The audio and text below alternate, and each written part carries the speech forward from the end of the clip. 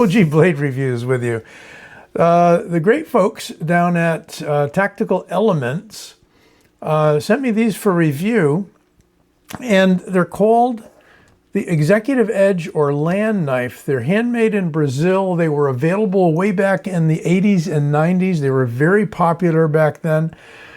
And I'm going to show you two that they sent me.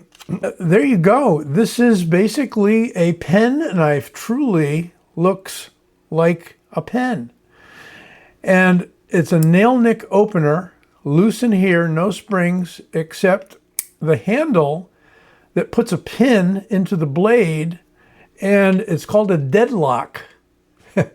Sounds familiar, right? Hawk deadlock. I think that's what it was. These come through very sharp. They have what appears to be a convex edge. Locks up absolutely solid.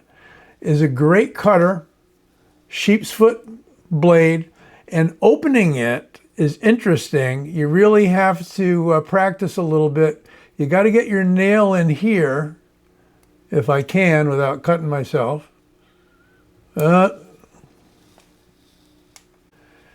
have to pull this out far enough. The whole side of the handle acts like a locking mechanism or a spring.